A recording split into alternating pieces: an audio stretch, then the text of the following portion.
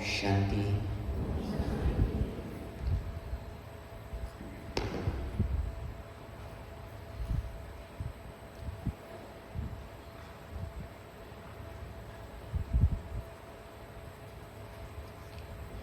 अभी ज़्यादा से ज़्यादा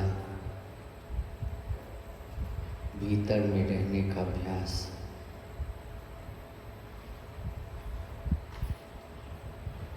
सारा ब्राह्मण जीवन हमने अनेक प्रकार की सेवाओं में बिताया है। सारा ब्राह्मण जीवन हमने औरों को संदेश देने में बिताया है।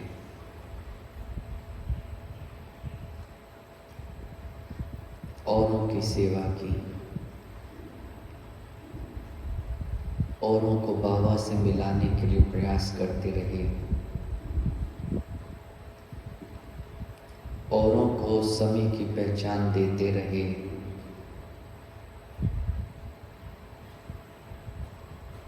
लेकिन मेरी स्वयं की आत्मा कितनी जागी। आज जबकि अंतिम समय, अंतिम घड़ियां आ चुकी हैं, ऐसे समय पर भी क्या मेरी आंतरिक स्थिति वो रिस्पॉन्ड कर रही है जो बाबा चाहते हैं, जो ड्रामा चाहता है समय अनुसार? क्या आज हम सब कर्मातीत बन गए हैं? क्या आज हम सब फरिश्ता बन गए हैं? क्या आज हम सब उपराम हो गए हैं? क्या आज हम सब साक्षी दृष्टा के भाव में स्थित हो गए हैं? ये सब उन स्थितियों के नाम हैं जो बाबा ने हमें बताया है कि बच्चे पुरुषार्थ करते करते एक दिन आप इस रिजल्ट तक पहुंच जाएंगे। और जब इस रिजल्ट पर पहुंचेंगे, वो समय का आखिरी दौर होगा। आज चलते चलते समय तो अंतिम स्थिति पे पहुंच चुका है, लेकिन हम आत्माओं की आंतरिक स्थिति समय अनुसार पहुंची है या नहीं? चाहे किसी को 6 मास हुआ, चाहे किसी को 60 साल हुआ, वक्त की चाल सभी के लिए एक हो चुकी है।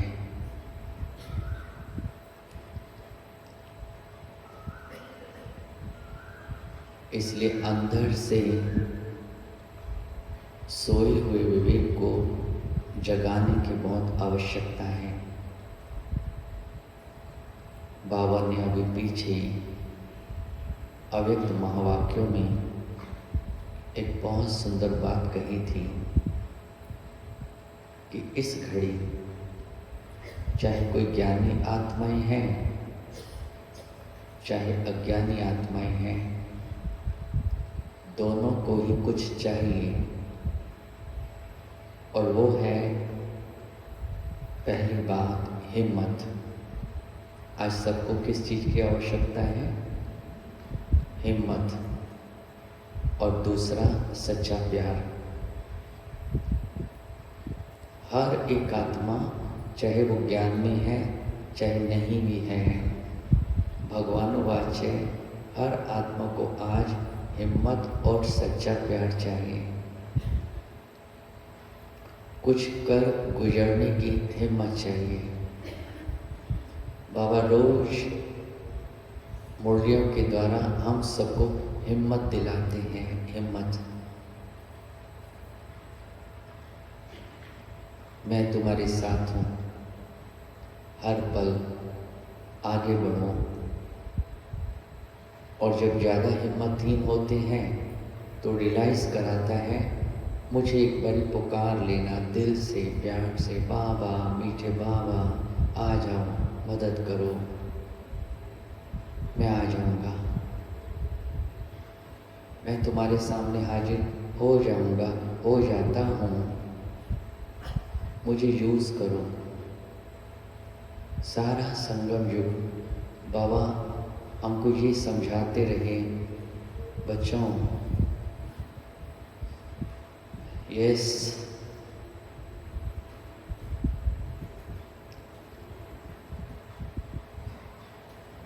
चुस्ती सुस्ती नहीं, सब चुस्त होके बैठिए। तो बाबा ने इजी किया है हमारी लाइफ को। जब से हम बाबा के बने हैं, एक पल भी तो बाबा ने बच्चों को अकेले छोड़ा नहीं है ना। पहले बच्चों को हिम्मत दिलाई है, करो करो करो।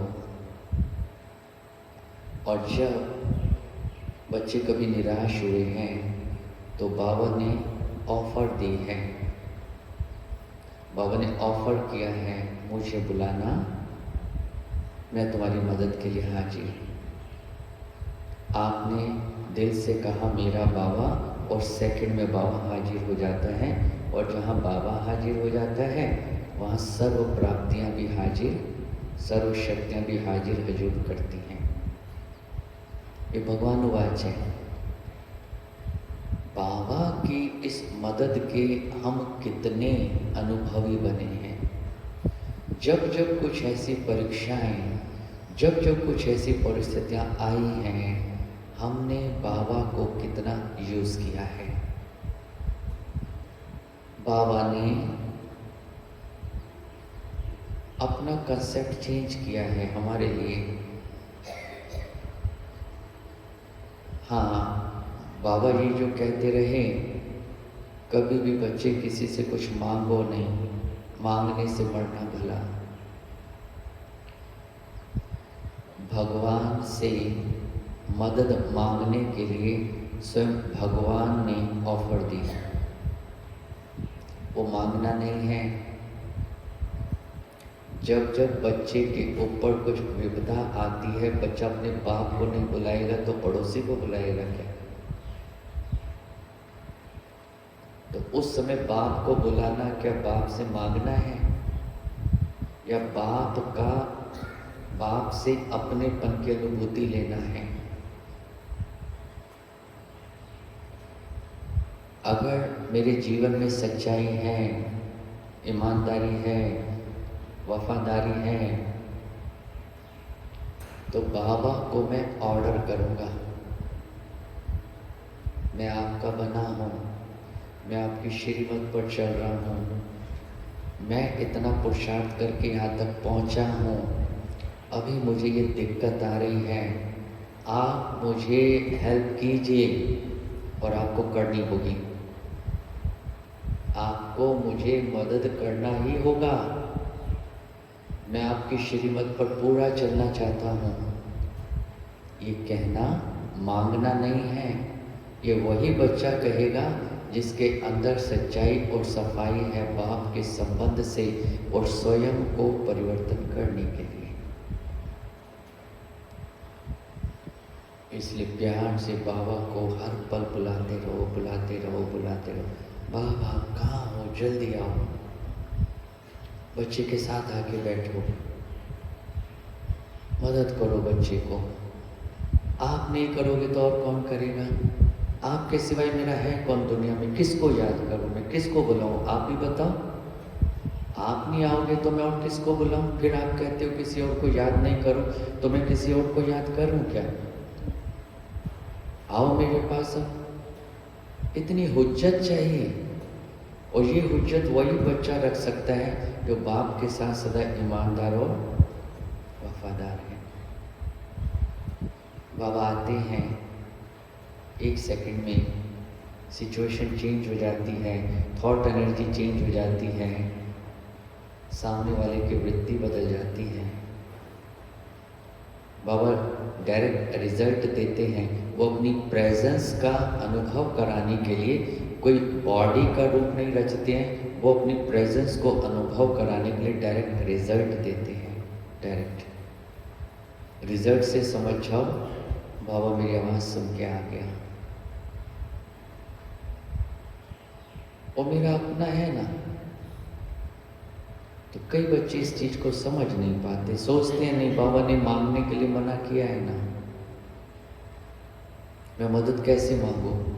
अरे बाप से रक्षा लेने के लिए क्या मांगना हुआ। मुझे अगर पैसे की कोई कमी हो गई खर्चे में, अपने बाप से नहीं मांगू तो किससे मांगू। वो मांगना है क्या या अधिकार है। वो तो अधिकार है ना, वो मांगना थोड़ी ना है। बेटा बना हूं उसका मैं, बेटी बनी हूं उसकी मैं, उससे नहीं मांगू तो और किससे मांगू। कोई और है क्या। हर बात उसी को तो बोलनी है मुझे। तो मांगने को समझना है। मांगने से मरना भला, किसी देहधारी से मांगने से मरना भला। भगवान से नहीं, भगवान दाता से नहीं मांगू तो और किससे मांगू। हाँ, वो तो उसका बच्चा बनने से शक्तियां और सद्गुण मुझे वर्षे में मिले हैं, लेकिन संस्कारों के परिवर्तन करने में जब कभी कठिनाई आ रही है तो उस कठिनाई के समय में अपने पिता को याद ना करूं तो और किसको याद करूं। वही तो है मेरा। आप सबका विवेक क्या कहता है, आप सबकी अंतरात्मा क्या कहती है। क्या उस घड़ी में बाबा को नहीं बुलाऊं, किसी और को याद करूं। सोचिए ना, लॉजिक क्या है इसके पीछे। अगर मैं बाबा से हिम्मत और मदद मांगने के लिए रिक्वेस्ट नहीं करता हूँ, मदद मुझे चाहिए, तो क्या किसी देहधारी को याद करूँ याद। उससे अच्छा तो भगवान को क्यों ना याद करूँ। अगर वो भी मांगना है तो भगवान से मांगता हूँ ना डायरेक्ट। क्यों मैं देहधारी की तरफ बुद्धि लेके जाऊँ। और फिर जिससे मैं कह रहा हूँ वो मेरा बाप है, मेरा अपना है, मेरा संसार है, मेरी दुनिया है, वो मेरी चारों तरफ वही वो है और कोई नहीं। तो जो मेरे चारों ओर अपना प्रकाश बिखेरे हुए है, मैं उससे नहीं मांगूं, मैं उसको याद नहीं करूं तो किसको करूं। योग कोई लगाने की चीज नहीं है। योग कोई लगाने की चीज नहीं है। योग का दूसरा नाम प्रेम है, मोहब्बत है। और जब परमात्मा से इतना गहरा प्यार मोहब्बत हो जाएगी, वही तो योग है। भगवान से प्यार और मोहब्बत के लिए कोई एकांत में बैठना जरूरी नहीं है, कोई पर्टिकुलर स्थान की आवश्यकता नहीं है। जो मेरी रग रग में समाया हुआ है वो तो हर पल मेरे साथ है। मैं उसके लिए विशेष आज एक आयोजन कर रहा हूँ। आज 4 घंटे की योग भट्टी है। बाकी 20 घंटे किसके साथ भट्टी करेंगे। बाबा के साथ तो 4 घंटे की भट्टी है ना, बाकी 20 घंटे किसके साथ भट्टी करनी है। समझे इशारा नहीं। अगर योग लगाने की चीज है बैठ करके, तो फिर हम बैठे रहें। आप सब बैठे हैं ना अभी, मेरे मीठे भाई बैठे थे अभी, मेरी माताएं बहनें बैठी थी अभी। सच सच बताना, सब बैठे थे ना। तो क्या योग लगा हुआ था। योग बैठने का नाम है, योग लगाने का नाम है, या योग प्यार का नाम है।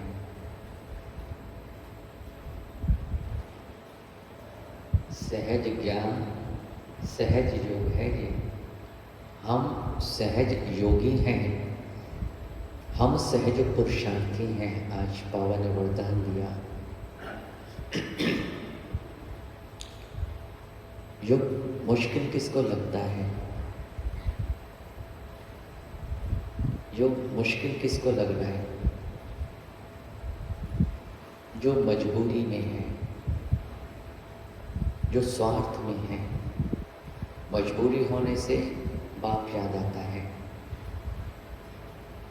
प्यार में बाप की याद नहीं आ रही, क्योंकि उतना प्यार उससे नहीं है, कहीं और है, बुद्धि का लगाव, कनेक्शन। इसलिए सहज योगी, सहज पुरुषार्थी बाबा के साथ सहजता से इस मार्ग में चल रहा है। मुश्किल कुछ नहीं है। अगर मुश्किल होता, भगवान यहाँ हमसे कुछ कराने के लिए आता ही नहीं। मुश्किल तब होता जब हम स्वयं कर रहे हैं। यहाँ तो पग पग पर भगवान हमारे पांव बढ़वा रहे हैं। हम अपने आप तो कुछ भी कर नहीं रहे हैं। लगता है हम कुछ कर रहे हैं भाई? लग रहा है हम कुछ कर रहे हैं, या लग रहा है भगवान हमसे सब कुछ करवा रहे हैं? अनुभव क्या कहता है? आज तक जितना कुछ भी कर पाए हैं, क्या उतनी हिम्मत हमारे अंदर थी उतनी हिम्मत हमारे अंदर?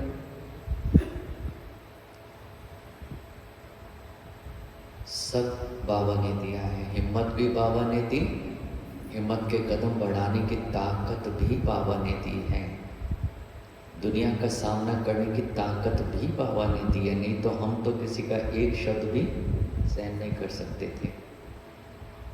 आज कितना सहन शक्ति बढ़ गई है हमारी। किस लिए? भगवान। तो ये जो अनुभूति है, बाप के साथ मैं कितना क्लोज हूँ, समीप हूँ। एक तो समीपता फिजिकल है, एक सटल लेवल की समीपता। फिजिकल माना बाबा के साथ रहना, स्मृति से। बाबा फिजिकल तो है नहीं ना। फिजिकल माना स्मृति से, कॉन्शियसनेस से साथ रहना। बाबा मेरे साथ है, बाबा मेरे साथ है। दूसरा है स्थिति से समीप रहना। मैं कौन सी स्टेज पर हूँ? एक है कॉन्शियसनेस लेवल पर जागरूक स्मृति के आधार पर बाबा मेरे साथ है, बाबा मेरे साथ है।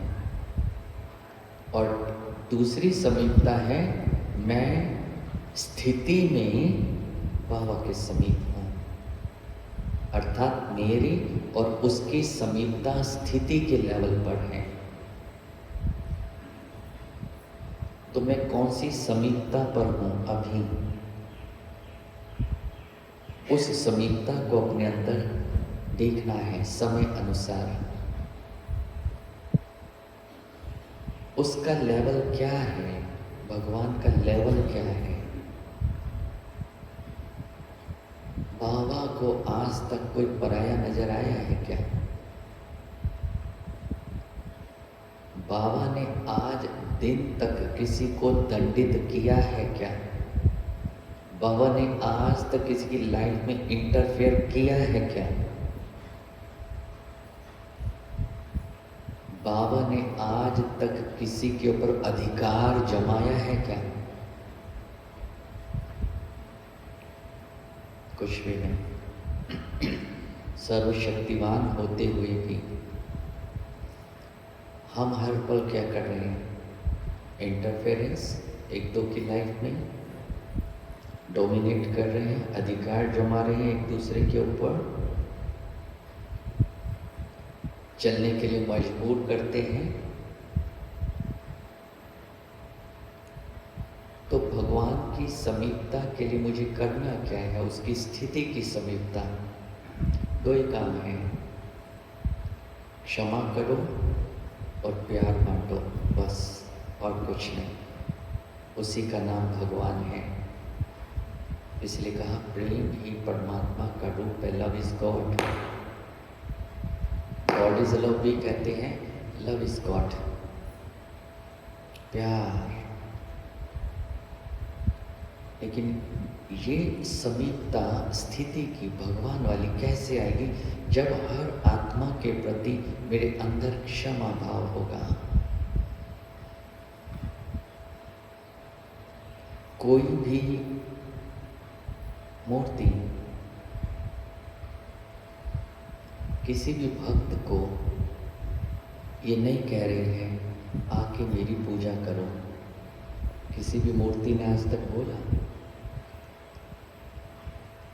कोई भी मूर्ति ये नहीं कह रही है आके मेरे चरण स्पर्श करो।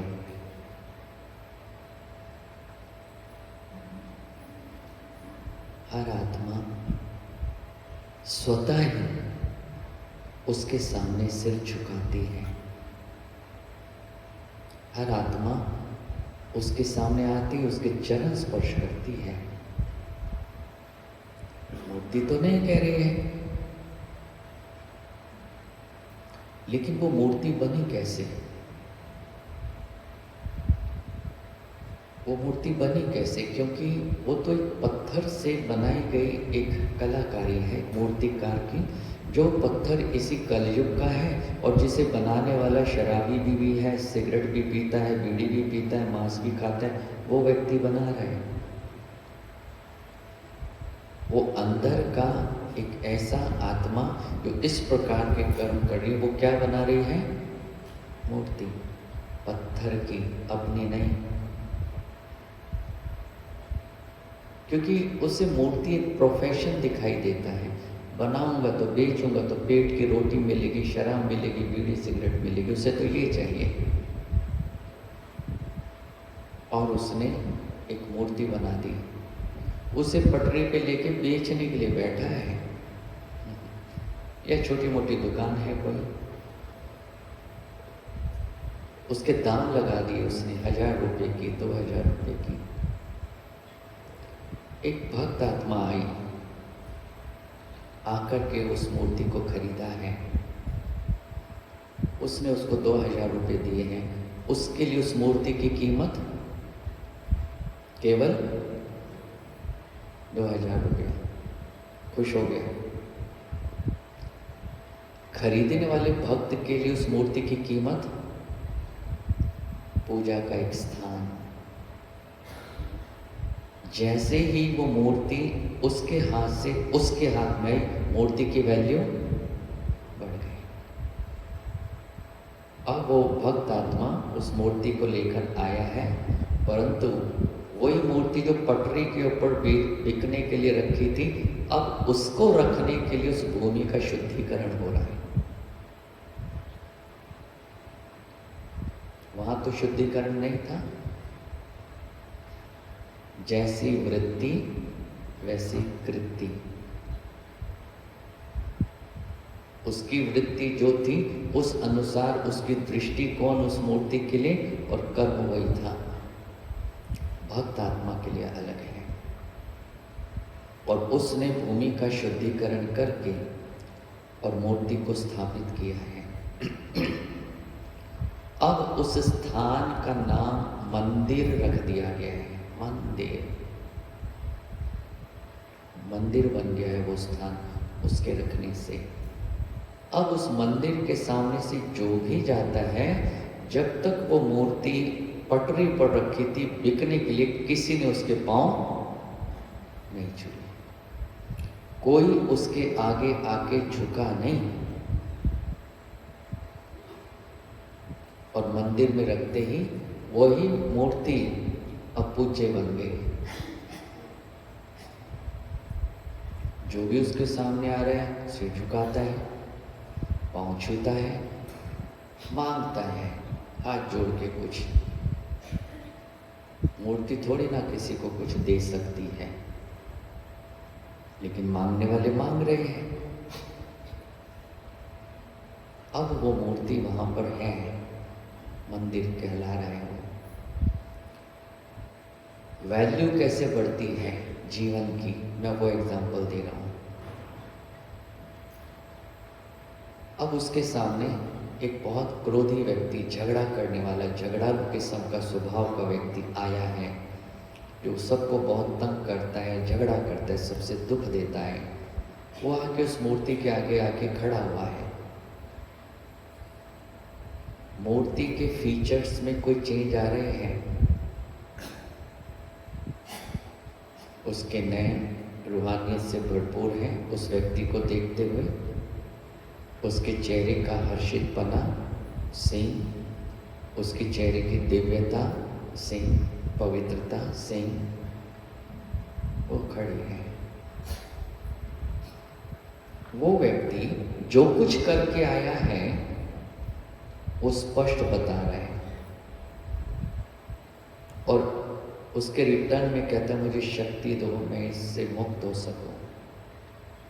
और थोड़ी देर बाद देखते हैं मुस्कुराते हुए चला जाता है। भाई ये हुआ क्या इतनी देर में?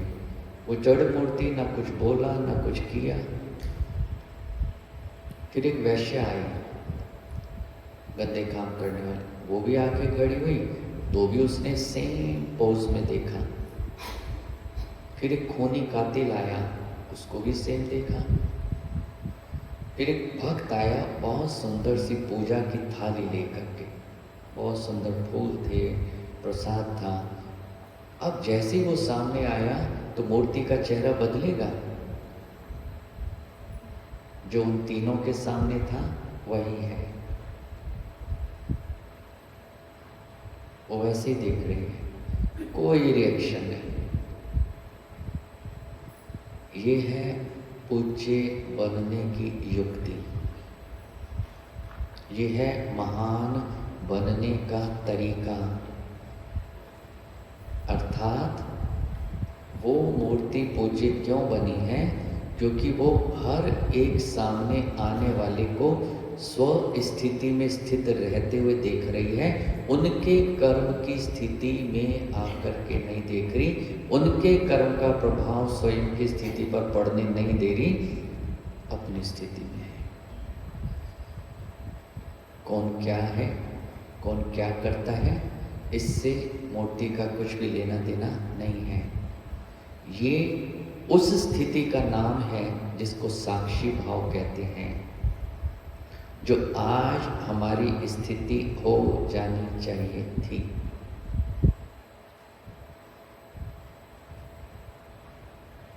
पूज्य बन रहे हैं हम। हमारा लक्ष्य क्या है? हम देवता बन रहे हैं, मीन्स पूज्य देवता, देवता बनने जा रहे हैं। सब हमारे आगे झुके, मूर्ति की इच्छा नहीं है, लेकिन सब सामने आने से ही समर्पित हो जाते हैं। बुद्धि से अहम भाव को भी समर्पित करते, अपने अंदर की बुराइयों को भी समर्पित करते, सब कुछ कुछ एक्स्ट्रा है तो वो भी अर्पित करते।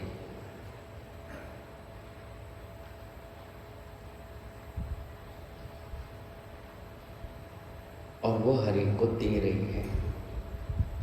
ये जो पोज है, ये है दुआएं देने वाला पोज। जो बाबा कहते हैं दुआएं देनी है और दुआएं लेनी है, तो दुआएं देने से देवता बनेंगे।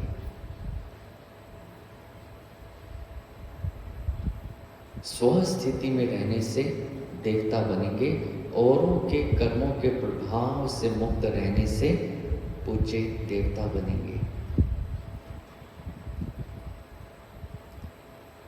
ये पुरुषार्थ इस अंतिम समय में, अंतिम परीक्षाओं के समय हमारा होना चाहिए।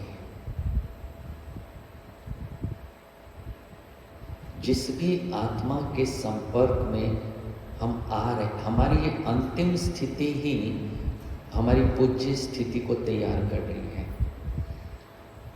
तो यहाँ अब हम जिसके भी कंसर्न में आ रहे हैं, जिसके भी संपर्क में आ रहे हैं, क्यों हमारी अवस्था अभी तक ऊपर नीचे हो रही है?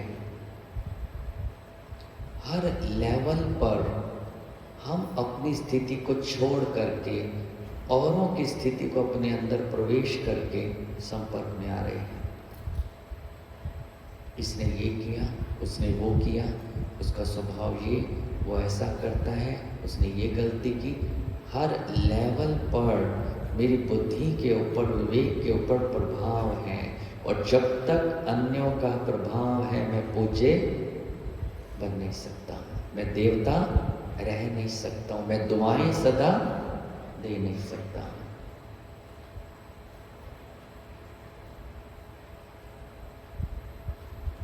ये है अंतिम समय का अंतिम पुरुषार्थ, अंतिम परीक्षाएं। वो आपके साथ डिस्कस करता हूं मैं अभी, लेकिन इस समय की हमारी स्थिति, जो भी सामने आए, कितना भी निकृष्ट हो।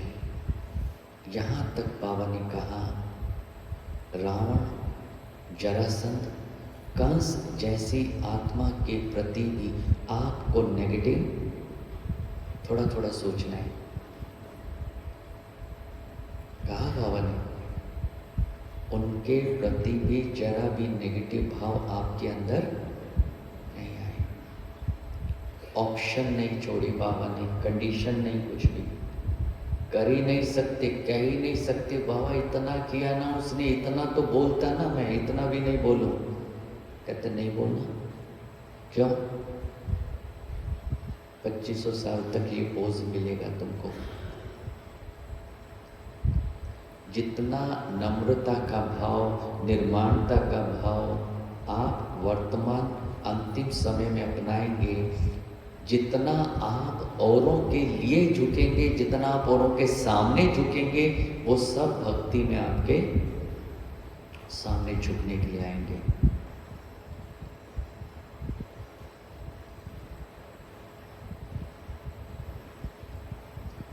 बाबा बहुत मुश्किल है,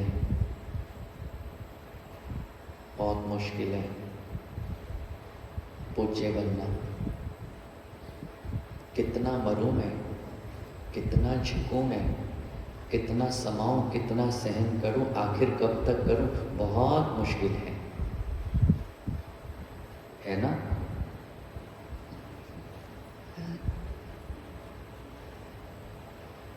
अनजाने में गर्दन हिली है ना?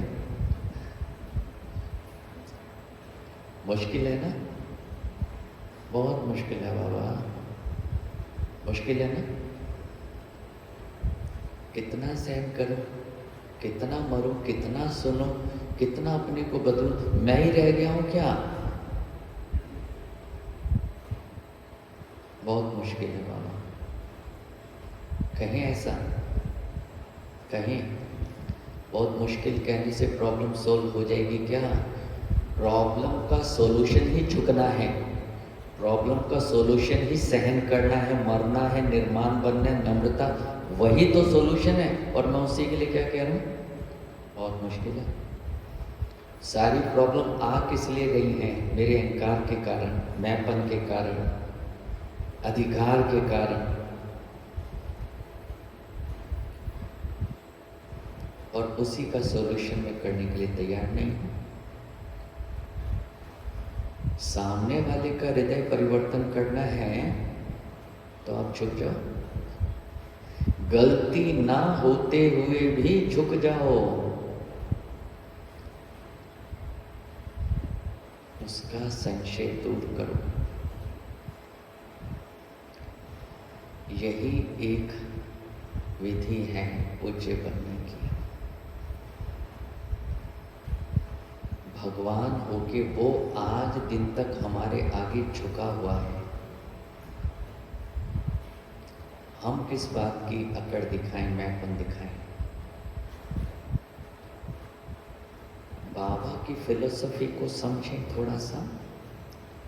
भगवान की प्रेजेंस, उसका पालना देने का तरीका, उसका हमारे सामने प्रेजेंट होने का तरीका, भगवान होने के बावजूद भी 25,000 के सामने कैसी निर्माणता से बैठा है, मुरली चला रहा है। एक से एक खुराफाती आत्मा उस सभा में बैठी होती हैं।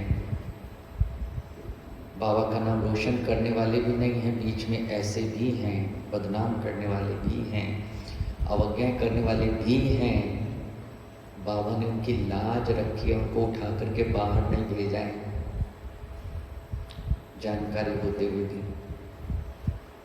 फिर भी अंदर बैठे हैं बाबा के पास, बाबा फिर भी प्यार देता है उनको, फिर भी प्यार हिम्मत दिलाता है। उसका नाम है भगवान। जो किसी के प्रभाव में नहीं आता है उसका नाम है भगवान, जो अपरिवर्तनीय है। हम नयों को सुनाते हैं भगवान जो अपरिवर्तनीय है। तो मुझे अगर उसकी समीपता चाहिए स्थिति में, तो मुझे भी क्या होना है? हर आत्मा की स्थिति में साक्षी रहना है। जिसके भी मैं संपर्क में आ रहा हूँ, इतने वर्षों में इतनी पालना लेने के बाद इतनी ताकत, इतनी समझ तो मिल गई है ना हमें। और अगर ये हम ना करें तो कहाँ से हम संपन्न और संपूर्ण या पूज्य कहें बन पाएंगे? अगर हम ये लक्ष्य लेकर चले हैं कि हम सब परमात्मा संपन्नता और परमात्मा समीपता को पाने के लिए संपूर्ण बनना चाहते हैं, उसका अर्थ क्या है? रूप दिखाना, रुकावट डालना, किसी का तिरस्कार करना, किसी के आंसू लाना, सताना, ये भगवान का नाम तो नहीं है।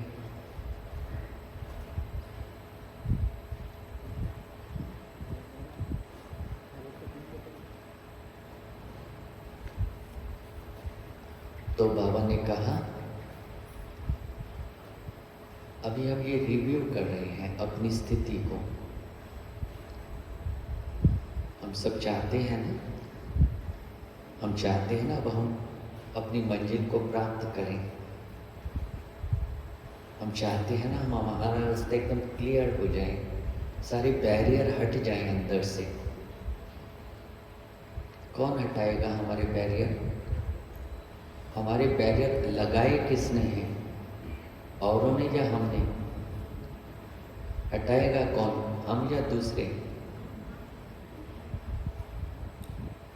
इस चीज को सिर्फ एक छोटी सी बात, मुझे स्वस्थिति में रहते हुए अन्यों के संपर्क में आने का अभ्यास बढ़ाना है। किसी के कर्म को यहाँ पर एंटर होने नहीं देना, तब आप साक्षी भाव अपना सकेंगे। तब आपके सामने रुकावट डालने वाले, बैरियर बनने वाले जो इस प्रकार की आत्माएं हैं, वो आपके आगे, वो जो मूर्ति के आगे झुक रहे, झुकना माना बुद्धि से झुक जाना।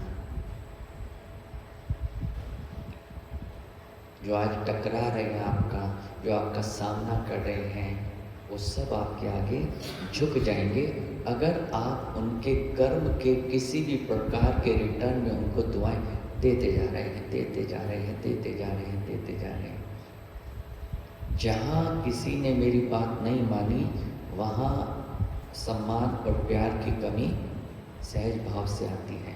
प्रभावित हो गए, प्रभावित हो गए एक सेकंड में।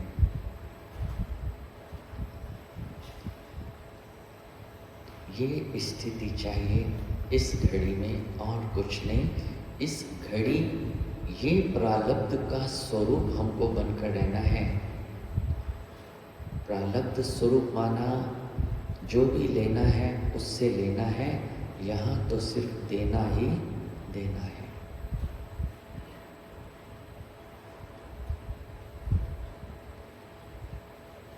नंबरवार सब हैं, नंबरवार रहेंगे अंत तक। नंबरवार हैं और नंबरवार रहेंगे अंत तक। मैं कब तक औरों के डिफेक्ट देखता रहूँगा? जिसको परफेक्ट बनना ही नहीं है, जिसको डिफेक्ट पीस बन के ही रहना है अंत तक, मैं उसका डिफेक्ट अगर अंत तक देखता रहा तो मेरी लाइफ खुद क्या बन जाएगी? मैं परफेक्ट बन सकूंगा कभी? मुझे उस डिफेक्टेड यूनिट को एक्सेप्ट करना है। जैसे किसी मैन्युफैक्चरिंग यूनिट में कोई प्रोडक्ट तैयार होकर जब बाहर निकला तो आउटपुट जो निकला वो एक बर्तन था और उस बर्तन में डेंट रह गया था, डेंट रह गया। अब जो भी उसको देखता है कहते हैं हाँ ये मैन्युफैक्चरिंग डिफेक्ट है, ये क्या है, वो प्रोसेस में कंप्लीट नहीं हो पाया तो मैन्युफैक्चरिंग डिफेक्ट है। अब जो मैन्युफैक्चरिंग डिफेक्ट वाला प्रोडक्ट है जिसके भी हाथ में जाएगा उसको वो डेंट हमेशा दिखाई देगा या नहीं, देगा या नहीं? कब तक दिखाई देगा? कब तक दिखाई देगा? जब तक वो आपके पास है वो डेंट तो हमेशा है। कहते ठीक नहीं, ये मैन्युफैक्चरिंग डिफेक्ट है। यानी कि हम सब हैं यहाँ, ध्यान रखें साक्षी स्थिति के लिए, यहाँ कोई 10% में 100% है, यहाँ कोई 30% में 100% है, यहाँ कोई 60% में 100% है, कोई 80% में 100% और कोई 100% में 100% है। तो मुझे 10% को भी 100% देखना है, क्योंकि उसका 10% ही क्या है, 100%। यानी कि वो प्रोडक्ट फाइनल स्टेज में है और मैं इच्छा रखे हुए हूँ ये बदलता क्यों नहीं, और उसकी बदलने की, परिवर्तन होने की कैपेसिटी पूरी हो चुकी है। और मैं क्या आशा लगाए हुए बैठा हूँ, मैं अपनी अवस्था क्यों खराब कर रहा हूँ? समझे? वो तैयार प्रोडक्ट है। अगर मैंने ज़्यादा उसको परिवर्तन करने के लिए कुछ कहा तो उसकी तरफ से रिएक्शन ये आता है, मैं तो बदल चुका, आप अपने आप को बदलो, आप अपने आप को बदलो, आप मेरे डेंट को बार बार मत देखो ये मैन्युफैक्चरिंग डिफेक्ट है, आप अपने दृष्टिकोण को बदलो। मेरा डिफेक्ट ही मेरी परफेक्शन है, क्योंकि मुझे जाके वहाँ छोटा पद लेना है। क्यों एक्सेप्ट नहीं कर रहे अभी तक नंबरवार शब्द को? हम अपनी संपूर्णता को प्राप्त करने के लिए, संपन्नता को प्राप्त करने के लिए हर आत्मा को उसकी स्थिति में स्वीकार करते हुए स्व स्थिति में रहना, इसका नाम है साक्षी भाव। और अगर इसमें हम कामयाब हैं तो हम अतीन्द्रिय सुख में हैं।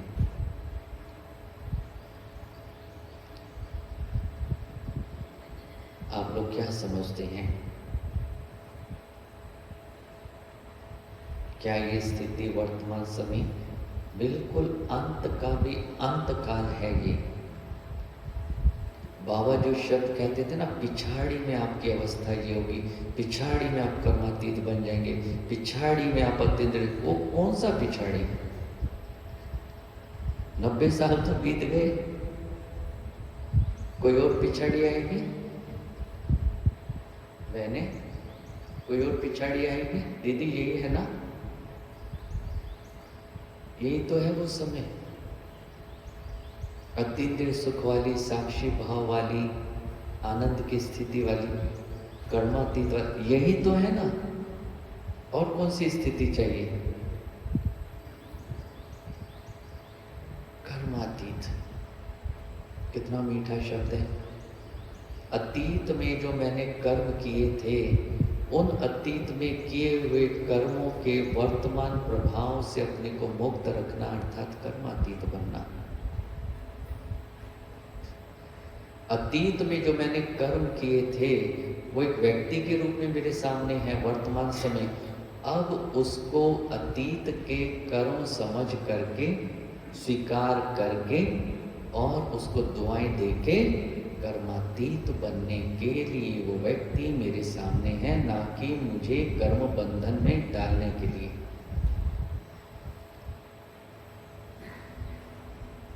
मेरी भाषा में कोई प्रॉब्लम तो नहीं? क्लियर हो रही है सबको? किसी को लैंग्वेज ना समझ आ रही हो तो सबको, माताओं को क्लियर है जी? झुटका मारने वालों को क्लियर हो रही है जी? देखो बीच बीच में कोई मौसी जी के साथ बैठे हुए, होगा इसमें मुझ पर कोई असर नहीं है, आपका नुकसान हो रहा है इसलिए बोल देता हूँ। इसलिए कोई मौसी जी को लेकर मत बैठो। मौसी जी का नाम तो समझते हो ना, माया मौसी एक ही तो है, यहाँ कोई बुआ चाची तो है नहीं, यहाँ मौसी जी हैं। ठीक है मेरे भाई बहनों, वर्तमान समय की स्थिति ये हमारी चाहिए। मैं विषय कुछ लेके बैठा था, लेकिन उसी विषय के रिजल्ट में उतर गया। मैं क्या जानूं, वो जाने। हो सकता है किसी को यही चाहिए था, मुझे नहीं मालूम। यहाँ आते ही शुरू हुआ हूँ, मैं नहीं शुरू हुआ, मैं क्लियर बोल रहा हूँ आपको। आपके वाइब्रेशन से वो शुरू हो गया। इंस्ट्रूमेंट है, इंस्ट्रूमेंट है हम तो, ना कोई विचार, ना कुछ बात, ना कोई प्लानिंग, वो सब निकला है जो वो चाहता है आपको देना। हम अपना प्लान करते रहते हैं, ये विषय पर सुनाएंगे, वो यहाँ बैठती पता नहीं क्या हो जाता है, वो जाने। हम तो फ्लूट है ना उसकी, फ्लूट में म्यूजिक होता है, लेकिन फ्लूट अपने आप म्यूजिक नहीं निकाल सकती है, म्यूजिक तो म्यूजिशियन निकालता है। तो फ्लूट जैसे ही बैठी उसने म्यूजिक निकालना शुरू कर दिया, उसका काम, इसलिए उसको करण करावन हार कहते हैं।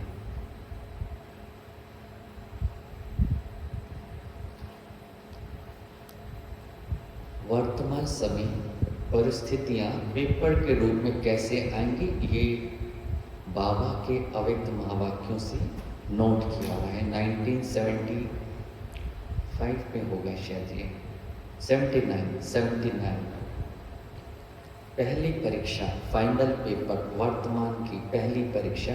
दीदी टाइम ओवर कर दो, कोई बात नहीं, हमारे हाथ में है।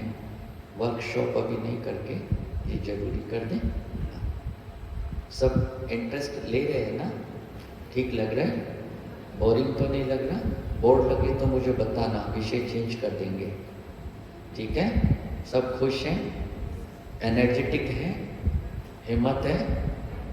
यस बोल दो ना, फिर बोलो यस। ओम भाई बोलो यस। नहीं, सबके साथ बोलो यस। हम सब एक हैं, हम सब एक ही आवाज निकलेगी हमारे मुख से, उसके अलावा दूसरी कोई आवाज नहीं। एक दो का हाथ में हाथ लेकर के पहुंचना है हमको, किसी को छोड़ना नहीं है।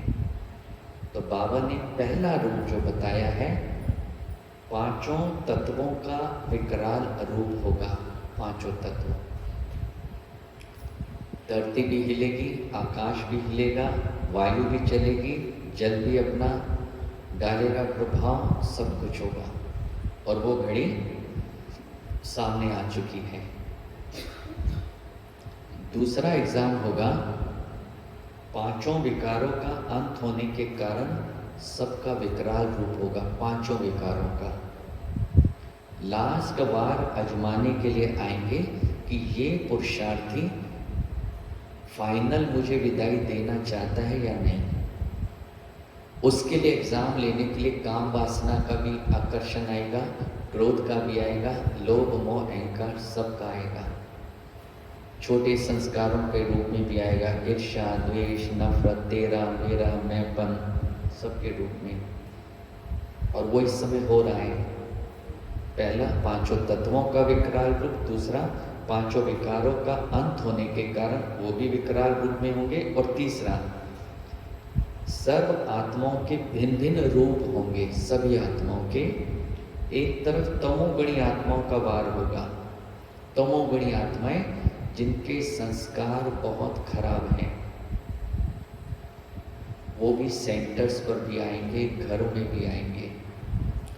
और जिन आत्माओं को शरीर नहीं मिला होगा वो तमोगुणी आत्माएं भी वार करेंगी, दोनों तमोगुणी आत्माएं।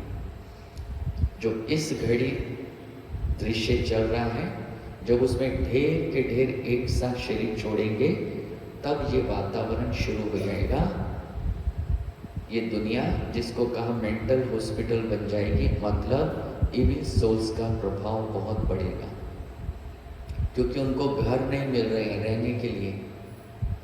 तो वो क्या करेंगे, जबरदस्ती दूसरों के घरों में घुसकर अधिकार जमाएंगे। एक एक के अंदर अनेक अनेक हो जाएंगे किराएदार, जबरदस्त। और दूसरा तमोगुणी, फिजिकल बॉडी के अंदर विकारों से लिप्त आत्माएं पीछे भागेंगी वासना पूर्ति के लिए। अगर मेरे अंदर जरा भी कमी होगी, मैं उनके वश होकर के अपनी अवस्था खराब कर दूं। इसलिए बाबा अंश से भी मुक्त होने के लिए कहते हैं। और दूसरी तरफ इसी में भक्त आत्माओं की भिन्न भिन्न पुकार, दे दो दे दो दे दो, अंजलि दे दो, शांति दे दो, शक्ति दे दो, सहयोग दे दो, हमें मुक्ति दे दो, ये पुकार होगी। आज वही पुकार, दुख से मुक्त करो, अशांति से मुक्त करो। फिर चौथा पेपर होगा पुराने संस्कार। लास्ट समय हम सबके पुराने छोड़े हुए संस्कार भी परीक्षा की रीति से हम सबके सामने आएंगे। पुराने संस्कार, अब पुराने संस्कार किस किस रूप में आएंगे वो एक अलग आगे आता है। इसी में पुराने संस्कारों का रूप, किसी के पास वो संस्कार कर्म भोग के रूप में आएंगे। कर्म भोग शारीरिक रोग के रूप में भी होंगे और दुख पीड़ा दर्द के रूप में भी होंगे।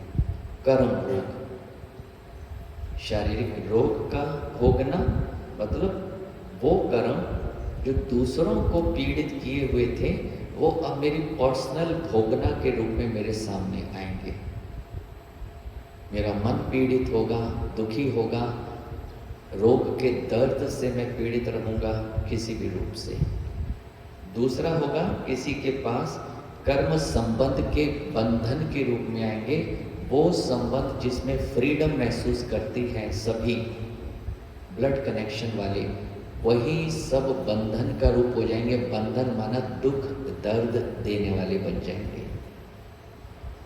आज मनुष्य को सबसे ज्यादा दुख दर्द कहाँ से मिल रहा है? अपनों से या दूसरों से? कर्म संबंध ने बंधन का रूप ले लिया है और घर घर में हर व्यक्ति हर अपने को स्वार्थ भाव में आके दुख दर्द और पीड़ा दे रहा है या नहीं? पीछे वाले भाई दे रहे हैं या नहीं? दे रहे हैं। ये भी संस्कारों की भोगना है। फिर तीसरा है, इसी में किसी के पास संस्कार व्यर्थ संकल्प के रूप में आएंगे। व्यर्थ संकल्प माना संपूर्ण ज्ञान प्राप्त होने के बाद भी क्यों, क्या, कैसे, ऐसे वैसे खत्म नहीं हुआ।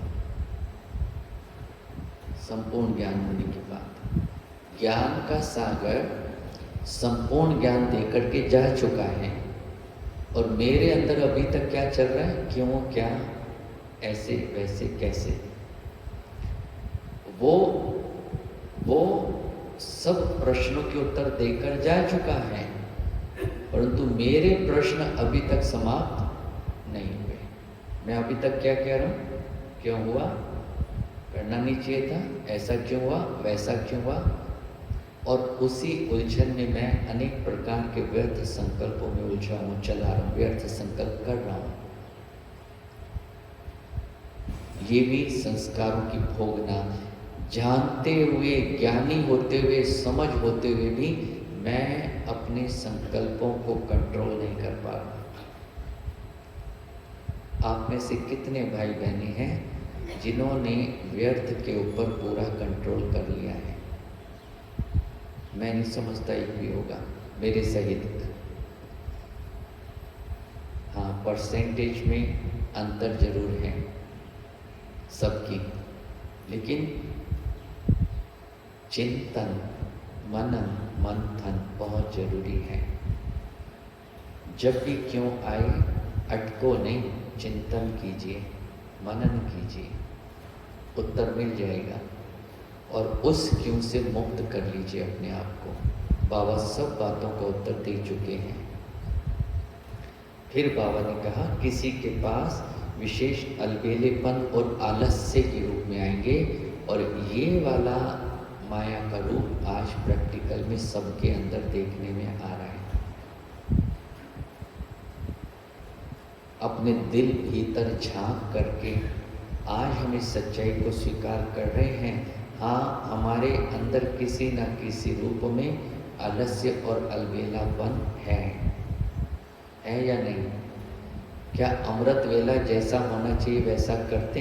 क्या मुरली जिस प्रकार से सुननी चाहिए वैसे सुनते? क्या आत्माओं के संपर्क में आते हुए जिस स्थिति से आना चाहिए वैसे आते? मालूम हमको सब कुछ है।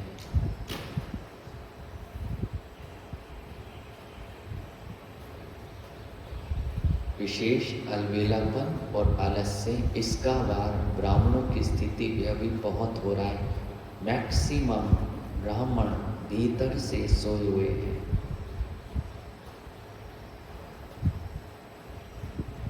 सोए हुए हैं। पुरुषार्थ में जो उमंग उत्साह होना चाहिए, जो हिम्मत का प्रमाण इस समय हमें देना चाहिए, वो नहीं है। अगर हम एक दो को नेगेटिव वेस्ट बातें सुना रहे हैं तो ये हम एक दो की हिम्मत बढ़ा रहे हैं या कमजोर कर रहे हैं एक दो को? चेक करें।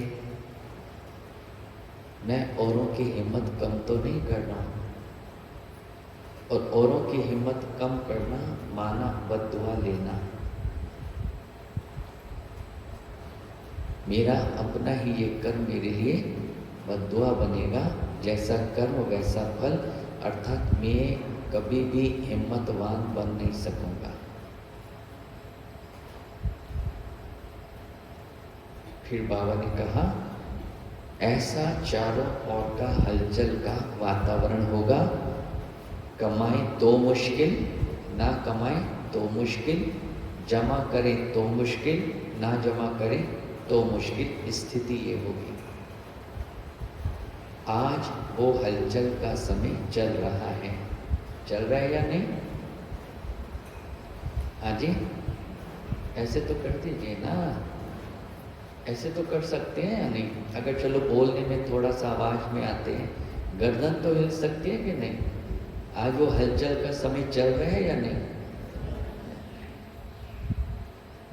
बाबा का महावाक्य क्या? हलचल में हमारी स्थिति कैसी होनी चाहिए? हलचल या अचल? जी अच्छा, ये मालूम है सबको, माताओं को, भाइयों को मालूम है हलचल में हमारी स्थिति कैसी होनी चाहिए? जी अच्छा, मालूम है सबको। क्या हम अचल स्थिति तक पहुंच पाए हैं? हम केवल क्या बनकर रह गए? ज्ञानी। हम ज्ञानी तो आत्मा नहीं बन पाए, अर्थात ज्ञान का स्वरूप नहीं बन पाए। ज्ञानी बन गए। हम सबको ज्ञान है, और ज्ञान इतना है कि हर पल यहाँ से क्या निकलता जाता है? ज्ञान औरों के सामने। लेकिन स्वयं ज्ञानी तो आत्मा, अर्थात उस ज्ञान का स्वरूप, उस ज्ञान का अनुभवी मूर्त में नहीं बन पाया। हलचल में अचल स्थिति वर्तमान। तो क्या हमारा जीवन वर्तमान समय बिना हलचल के चल सकता है या नहीं? यह हिलना जरूरी है? हिलना जरूरी है? जरूरी है या अचल रहना जरूरी है? समझे नहीं क्या? अचल में हलचल में आना जरूरी है। हलचल में अचल रहना जरूरी है, वही तो क्वेश्चन था ना, जरूरी है ना अचल रहना। हाँ।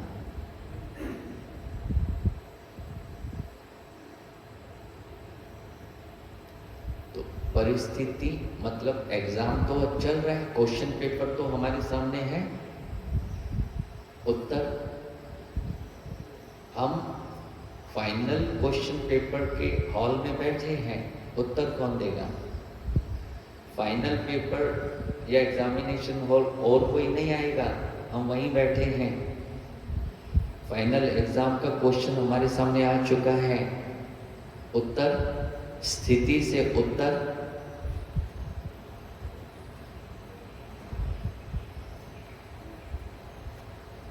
अभी अटेंशन किन बातों पर देना है? मैं इस स्थिति को जिसको आज दिन तक प्राप्त नहीं कर पाया, अब उस स्थिति तक मैं पहुंचूं। हलचल में मेरी स्थिति अचल रही, उसके लिए मुझे क्या बाबा ने बताया?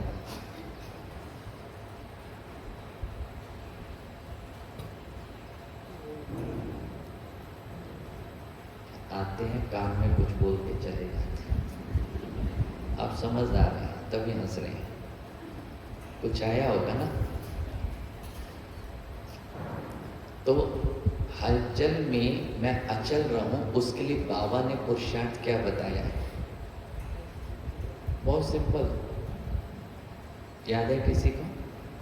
हलचल में भी मेरी स्थिति अचल रहे, डोलायमान ना हो, अडोल रहे, अटल रहे, अचल रहे, उसके लिए बाबा ने बहुत सिंपल पुरुषार्थ बताया।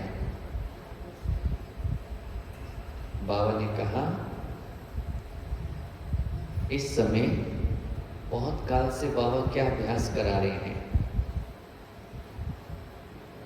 थोड़ा 1-2 साल पीछे जाओ, 5 साल पीछे भी जा सकते हैं।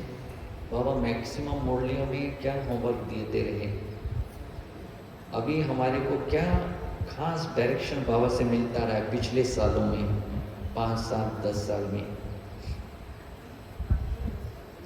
जी दीदी, साक्षी दृष्टा बनने के लिए पुरुषार्थ क्या बताया बाबा ने? अशरीरी बनो, बस फुल स्टॉप। फुल स्टॉप की पावर को बढ़ाओ,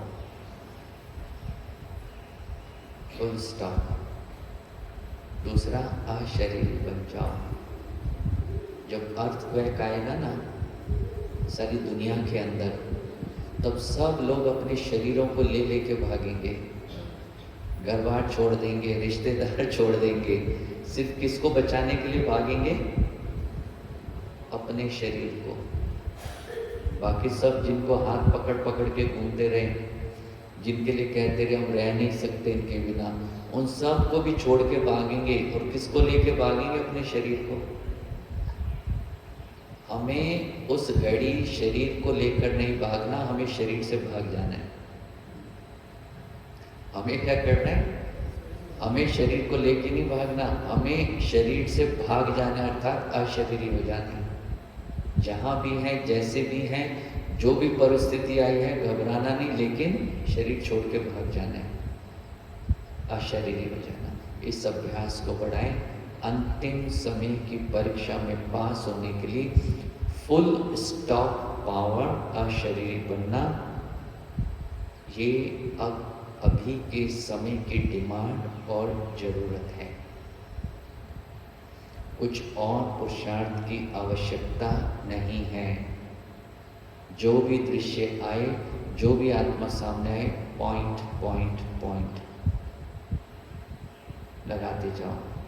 संडे को मुरली में बाबा ने पॉइंट कहे थे, पॉइंट बनो, पॉइंट लगाओ, पॉइंट हो जाओ। ड्रामा पॉइंट है। और इसको सहज करने के लिए बाबा ने 2 स्टेप उठाने के लिए कहे थे। फुल स्टॉप इजीली लग जाए तो बाबा ने कहा देखते हुए भी थोड़ा थोड़ा देखो। अच्छा, देखते हुए भी ना देखो और सुनते हुए भी सुन लो। अच्छा, ये भी ना सुनो, सुनते हुए भी ना सुनो और देखते हुए भी ना देखो। ये 2 स्टेप उठाने के लिए बाबा ने कहा, फुल स्टॉप पावर को बढ़ाने के लिए। लेकिन हम आदती बन चुके हैं कि जो ना देखने वाली चीज़ है उस पर आंखें टिक जाती हैं, हटती नहीं, और जो ना सुनने वाली बात है वहाँ कान खड़े हो जाते हैं। यहाँ पे ढक्कन शटर डाउन होने की बजाय कान खड़े हो जाते हैं, होता है ना। तो फुल स्टॉप कैसे लगेगा? व्यर्थ की परीक्षा को क्रॉस कैसे करेंगे? हमारे क्यों क्या तो कभी खत्म होने वाले नहीं। तो देखते हुए नहीं देखो उसके डिफेक्ट को जो अंत तक देखने में आएगा।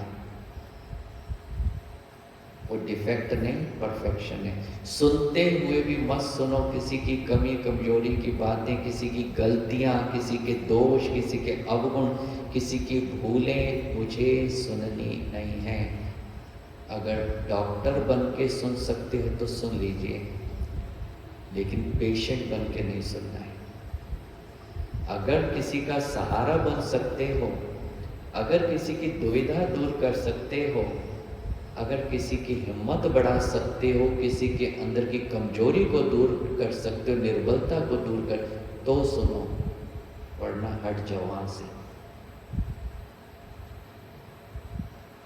तो ये बाबा ने अंतिम समय की परीक्षाएं और अंतिम समय परीक्षा में हमारी स्थिति, पुरुषार्थ क्या हो, ये बाबा ने 79 में मुरली के अंदर बताया। आज के लिए देखो, शरीर के रोग के रूप में जब भोगना आती है, संबंधों से दुख मिलने के समय जो भोगना आती है, अपने पुराने संस्कारों के जागृत होने से जो भोगना आती है। बहुत अच्छा जगदीश भाई साहब की किताब में, ड्रामा की जो किताब बनी है, ड्रामा के ऊपर उनके आर्टिकल्स हैं बहुत सुंदर सुंदर। उसमें एक जगह एक लाइन मैंने पढ़ी जो आज तक मेरे यहाँ फिट है, सच्चा योगी कौन। बहुत अच्छा उन्होंने लिखा उसमें, अपने ही संकल्पों और विकल्पों को साक्षी होके देखने वाला ही सच्चा योगी है। अपने अंदर के संकल्पों और विकल्पों को साक्षी होके देखने वाला ही सच्चा योगी है। अर्थात जब मेरे अंदर श्रेष्ठ संकल्प चलते हैं, या जब कभी पुराने छोड़े हुए विकारी संकल्प भी उत्पन्न हो जाते हैं, तो उनसे उस घड़ी डिस्टर्ब होने की बजाय उनके प्रति साक्षी भाव अपनाना होता है कि ये मेरी किसी भूलों की ये सजा है, भोगना है, धीरज रखता हूँ, शांत रहता हूँ, अभी कुछ समय में ये आउट हो जाएगी, ये जाने के लिए आई है। और मैं उस आए हुए संस्कारों के प्रभाव में वश होने की बजाय उनको क्रॉस कर जाता हूँ। अपने विकल्पों में भी मैं घबराता नहीं। एक चीज अभी अभी टच हुई, ब्राह्मणों की कमजोरी, उसको ठीक करना है। माया का वार इस घड़ी किस रूप में हो रहा है? हमारा उमंग उत्साह खत्म करने का, हमारे अंदर की हिम्मत को खत्म करने का माया का वार हो रहा है।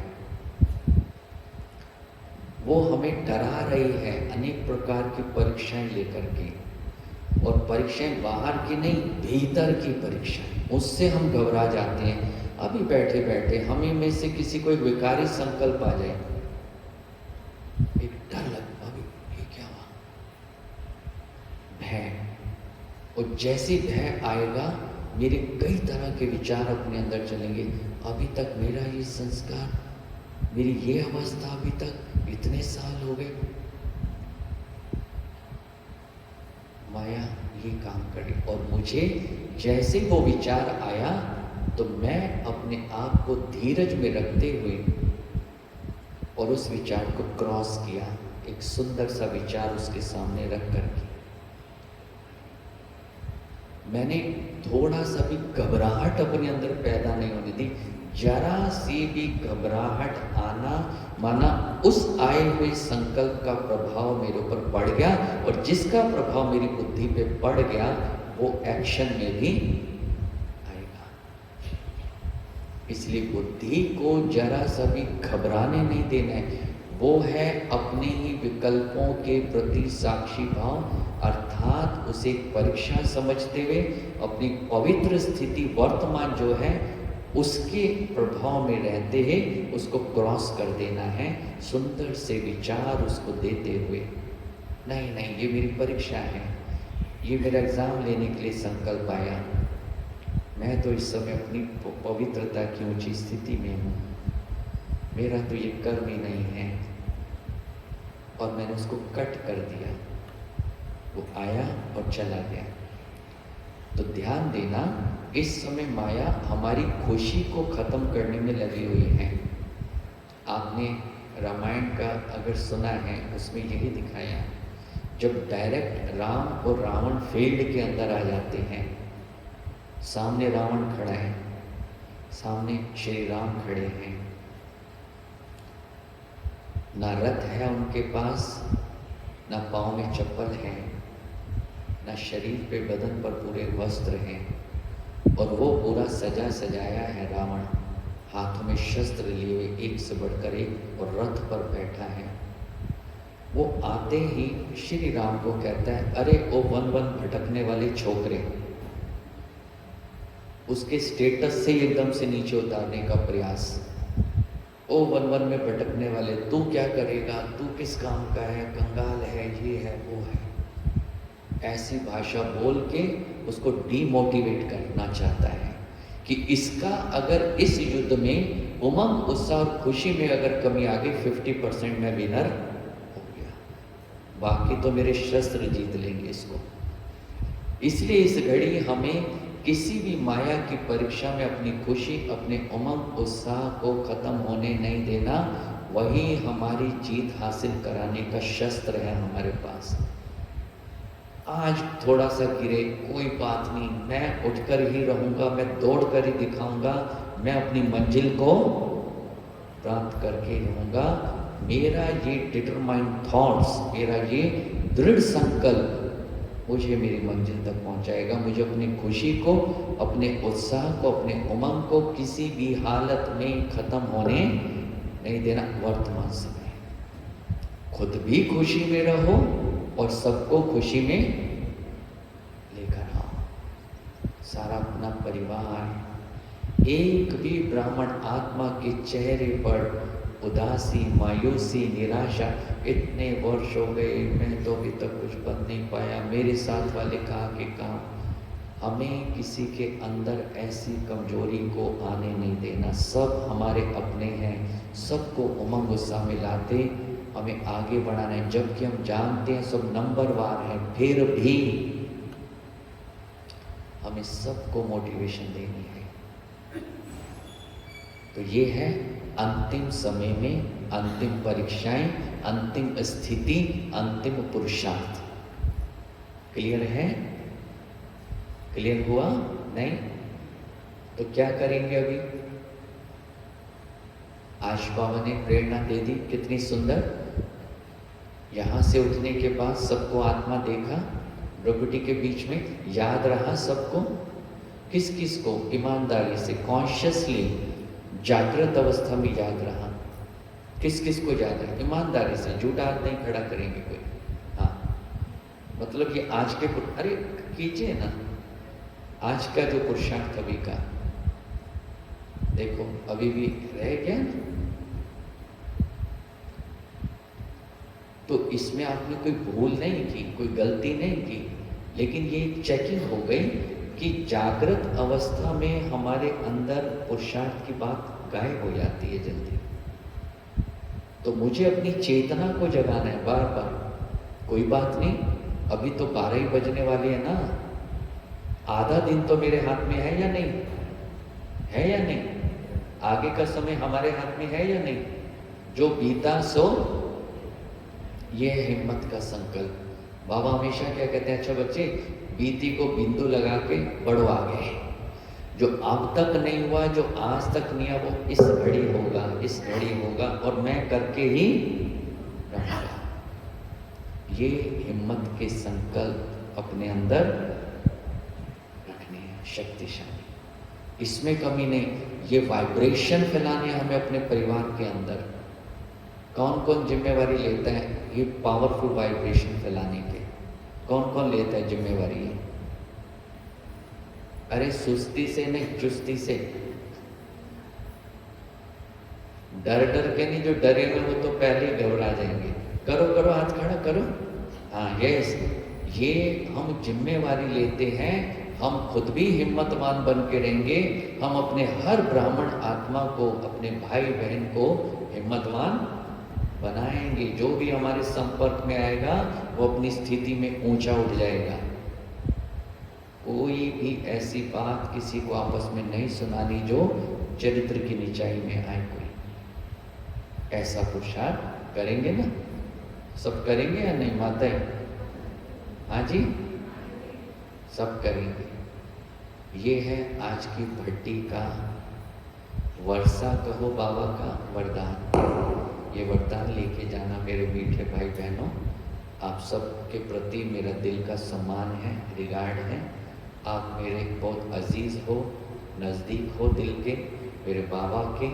इसलिए आप सब अपनी उस हिम्मत को आज अपने अंदर कायम रखते हुए आज के बाद यहाँ ऐसी लहर फैला दो, चाहे जितने भी सेवा केंद्र हमारे हैं जहाँ, उन सब पे एक ही लहर हो। हमारा जो टाइटल है इस वर्ष का, एकता और विश्वास, वो कायम हो जाए। हम वो एकता का वातावरण इस एकाग्रता से बनाएं। हम सब का एक संकल्प, हम सब का एक पुरुषार्थ, हम सब का एक ही विधि हो। ये पूरा ब्राह्मण परिवार एकता से शक्तिशाली बन जाए। कितना अच्छा होगा, कितना मीठा होगा। होगा या नहीं? अरे इसमें तो हाँ करो ना। होगा ना? हाँ बिल्कुल होगा। और हम करके ही, आर्मी वालों की तरह बोलो, हम करके ही, आर्मी की तरह हम करके ही रहेंगे, करके ही, करके ही। Yes yes yes. ओम शांति।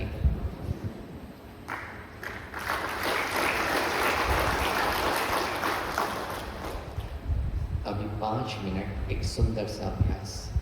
चलिए अपने भीतर जो शब्द सुनते जाए ना, अनुभव करना बुद्धि के नेत्र से, और ज़्यादा नहीं, 2 मिनट। चलो ये ट्रैफिक कंट्रोल कर लो, फिर 2 मिनट के लिए हम करते हैं।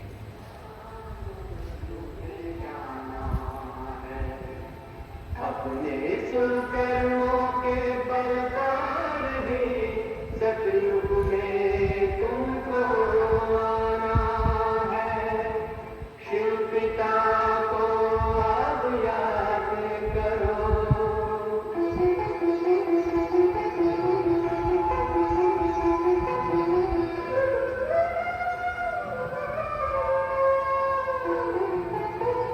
संगम का स्वर्णिम युग है।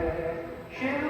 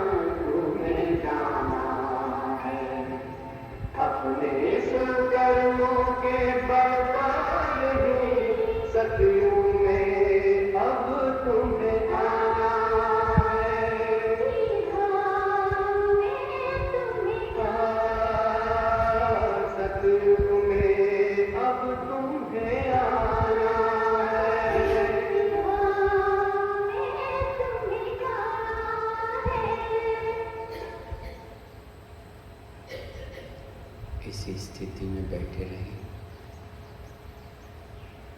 और अपने सितारे स्वरूप को देखें। 5 तत्वों का ये शरीर 5 तत्वों में विलीन हो चुका है। केवल मैं सितारा चमक रहा हूँ और इस हॉल में मेरे साथ अन्य सभी सितारे के रूप में उपस्थित हैं। महसूस करो इसको 30 सेकंड के लिए एकाग्र होकर। चारों ओर ये सितारे बैठे हैं, चमक रहे हैं, सतोगुणी सितारे। हर एक सितारे से पवित्रता की किरणें निकल रही हैं। सारा वातावरण कितना पवित्र है, शुद्ध है, हल्का है, शक्तिशाली है। 30 सेकंड एकाग्र हो जाओ।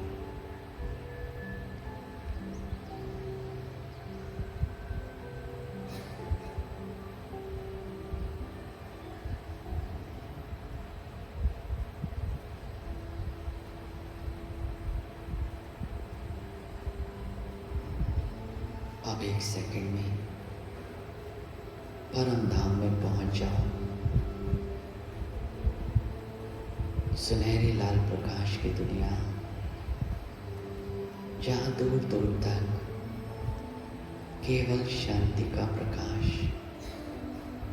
आज की दुनिया से दूर गहन शांति का लोक और मैं सितारा यहाँ उपस्थित हूँ। महसूस करो अपने आप को इस घर में 30 सेकंड तक एकाग्र होकर देखो। अपनी अनादि स्थिति को देखो, चमकता हुआ स्वरूप देखो अपना।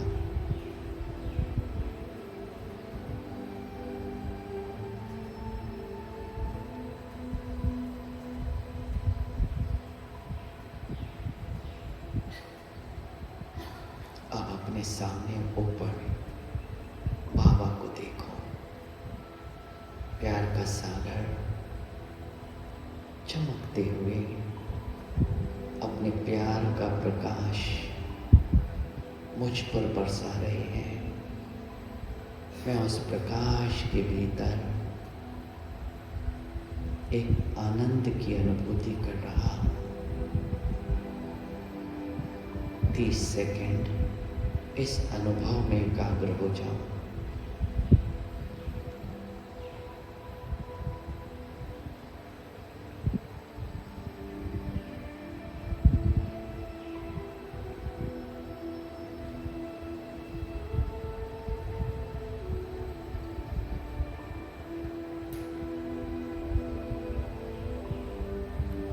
फिर से इस देह के भीतर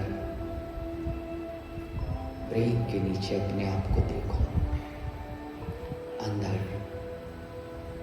और वो पवित्रता का प्रकाश पूरे शरीर में फैला दो। इस शरीर को प्रकृति के 5 तत्वों सहित संपूर्ण पावनता का बल दीजिए। ये कर्म इंद्रियां, इनको शुद्धिकरण कीजिए। वो प्रकाश फैलाइए पूरे शरीर के अंदर। 30 सेकंड।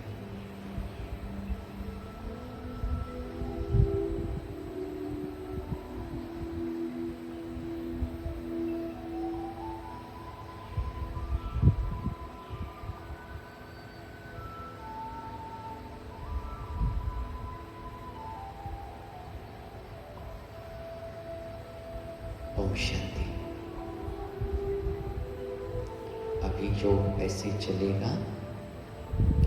नेक्स्ट क्लास 12:30 और आप अनुभव करें। यहाँ किसी को अगर हल्का होना है तो चुपचाप एंजेलिक फॉर्म में उठें, और अगर किसी को हल्का होने के लिए जाना है वॉशरूम वगैरह तो जा सकते हैं।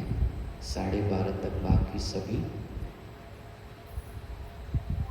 योग जो लगाएंगे उसमें आप सब 15 मिनट,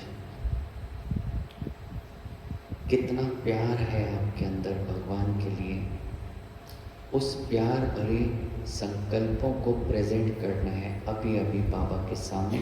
आप बाबा के लिए क्या करना चाहते हैं, क्या कर सकते हैं,